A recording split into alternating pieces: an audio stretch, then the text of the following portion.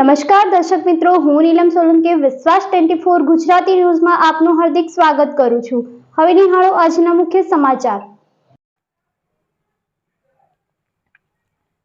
સમગ્ર દેશમાં ઈદનો તહેવાર ઉજવવામાં આવી રહ્યો છે, ત્યારે રાજકોટ જિલ્લાના ઉપલેટામાં પણ ઈદની અલગ જ ખુશી જોવા મળી। ત્યારે ઉપલેટાના ઈદગાહ ખાતે ઈદ ઉલ અઝહા એટલે કે બકરી ઈદની સામૂહિક ખાસ નમાઝ અદા કરવામાં આવી હતી।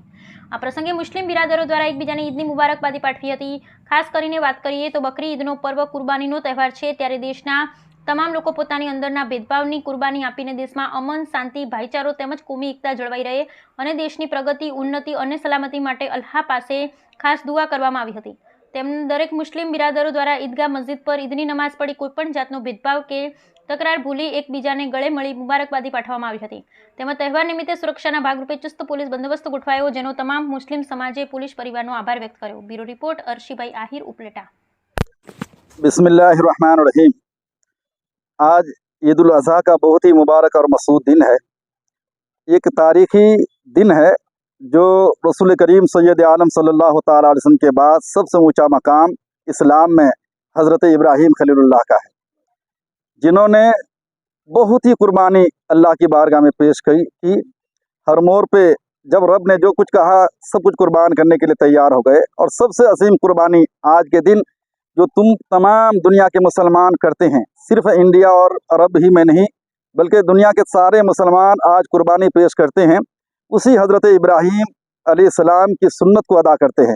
उन्होंने अपने रब की रज़ा के लिए, अल्लाह को खुश करने के लिए, जब अल्लाह ने कहा कि कुर्बानी पेश करो और ऐसी कुर्बानी जो तुमको सबसे ज़्यादा प्यारी हो, महबूब हो, तो हज़रत इब्राहीम अलैहिस्सलाम ने देखा कि इस वक्त सबसे ज़्यादा प्यारी और महबूब चीज़ मेरी निगाह में, मेरी नज़र में मेरा बेटा लखते जिगर नूरे नज़र हज़रत इस्माइल हैं।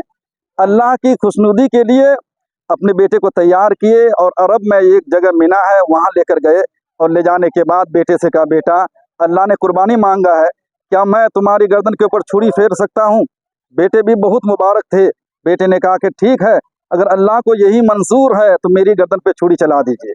मेरे अजीज़ों, ऐसा मंजर पूरी दुनिया में किसी इंसान ने नहीं देखा होगा कि सिर्फ अल्लाह की खुशनुदी के लिए एक बाप बेटी की गर्दन को काटने के लिए तैयार हो जाए और एक बेटा अल्लाह को खुश करने के लिए गर्दन देने के लिए तैयार हो जाए। उसी सुन्नत को अदा करने के लिए गर्दन तो नहीं कटी, कुर्बान तो नहीं हुए, अल्लाह करीम ने जन्नत से दुम्बा भेजा, उनकी जगह जन्नत कुर्बान हो गए, जन्नत ये दुम्बा की कुर्बानी हो गई।